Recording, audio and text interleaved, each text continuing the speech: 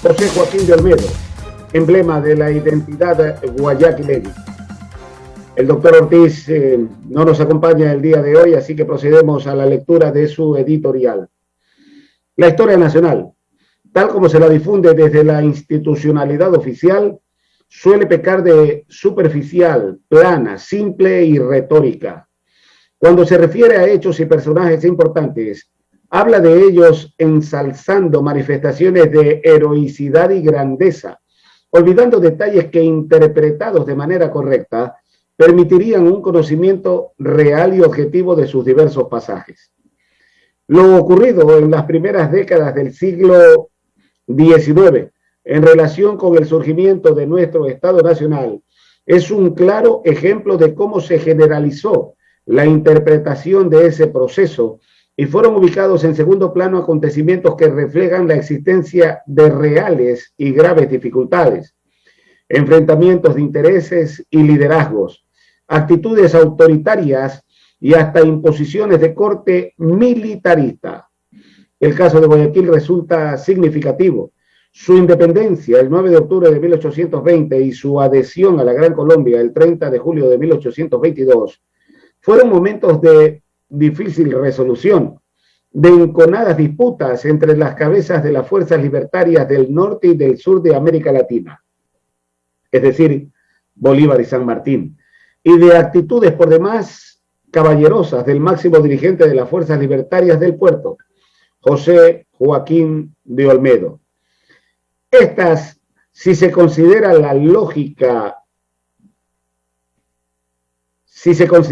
la lógica preponderante del momento en que predominaban las soluciones de fuerza, debieron ceder en aras del objetivo mayor de la independencia. El protagonismo de Olmedo dio paso a la imposición de Bolívar y Guayaquil debió mover su destino como una ficha en el ajedrez en que se jugaba la continuidad de la dominación española o la independencia de estos territorios. Una breve reseña de la vida de Olmedo resulta necesaria para comprender el dinámico escenario. Vivió en Lima entre sus 14 y 28 años, entre 1794 y 1808. Bebió de las ideas de la Ilustración, leyó en latín a Cicerón, Horacio y Virgilio. Su profunda sensibilidad lo llevó a la poesía y desde el inicio de su juventud comprendió que la libertad de su pueblo era el antecedente de su felicidad. De regreso a su Guayaquil natal, asumió la dirección del proceso liberador por pedido de Villamil. Sugirió que el manejo bélico corriera a cargo de León Febres Cordero, pero ante la insistencia del núcleo insurreccional, debió tomar en sus manos la conducción absoluta del proceso. En la madrugada del 9 de octubre de 1820 fue designado jefe político y el 10 fue ratificado por la colectividad movilizada. Reunido el ayuntamiento, se estableció el 8 de noviembre como fecha, ¿dónde estás?, para el funcionamiento del colegio electoral. Olmedo, acosado por el interés caudillista de Escobedo de origen sureño, se dirige a San Martín, renunciando a su posición. Se reúne luego la Junta Provincial e insiste en designar a Olmedo como su presidente. El 11 de noviembre se aprueba en el colegio electoral la Carta Política o Ley Fundamental que para el historiador Aurelio Espinosa Polit fue la primera constitución que rigió en el territorio ecuatoriano, en la que se estableció que Guayaquil era libre e independiente y disponía de entera libertad para unirse a la gran asociación que le convenga, de las que se han de formar en América del Sur. La importancia de Guayaquil propició el interés de jefes militares del sur y del norte y la independencia institucional de los organismos de poder de la época abrió la posibilidad de influencias e intervenciones.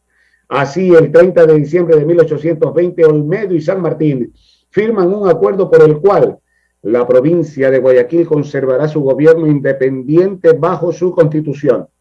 Luego, los delegados de Bolívar, Sucre y Mírez, el 15 de mayo de 1821, logran que Guayaquil se ponga bajo la protección de Colombia.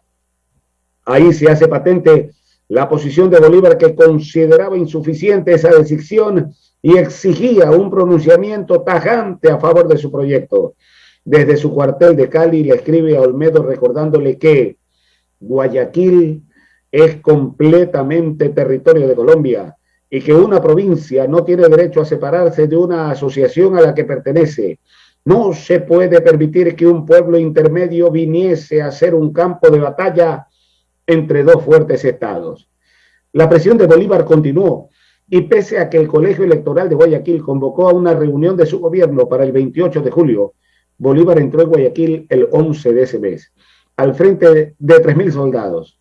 El 12 enarboló sin previo aviso en el malecón el pabellón de Colombia y destituyó a la Junta de Gobierno de Guayaquil.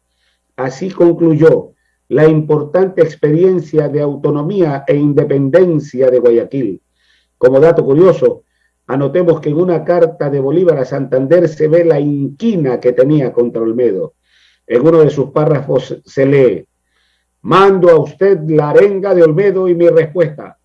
Es la segunda vez que un jefe de sedición contra mí ha venido a implorar mi autoridad.